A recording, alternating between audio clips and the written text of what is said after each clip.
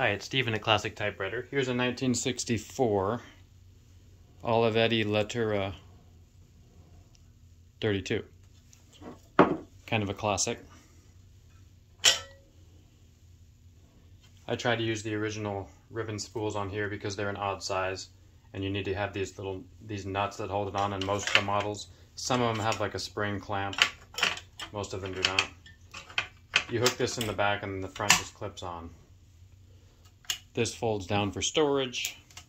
A little aluminum carriage return lever. There's single, double, triple spacing, and no spacing. Here's the infamous carriage lock because it often gets bent, almost always. So it's nice to ship these with this is how you set the margins, these two. You push this down and move it over left and right margin. Carriage release. This pushes down. That's a kind of a nice feature. You can see the carriage lock has been engaged, so I need to lift that up again. Sometimes it falls into place. It's just one of the weaker links of this machine.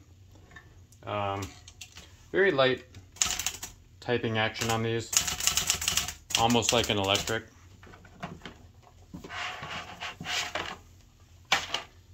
I recommend these if you don't have a lot of finger strength. Paper feeds in pretty easily. This had to be adjusted for that. Nice smooth carriage on this one. Paper supports fold up like so. I don't really use those much. So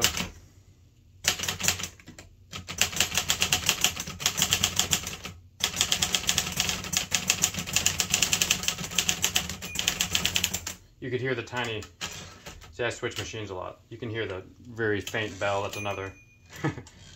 It's 7 or 8 spaces from the end of the line, so you kind of know when to return.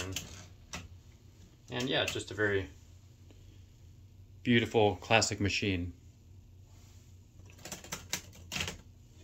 There's no one key. You use a lowercase L. A lot of machines are missing the one key. I think I said this is 1964. Most newer machines do have a one key. And sometimes for the exclamation point, you do the character above the 8 and backspace and do a period under it. Some of these have an exclamation point. You set the tabs here, and then this red key will bring you to the tab, and you clear the tab by pushing that down. That cleared all of them. You can type in red if you have a duotone ribbon, black or clear. This space bar is famously tiny.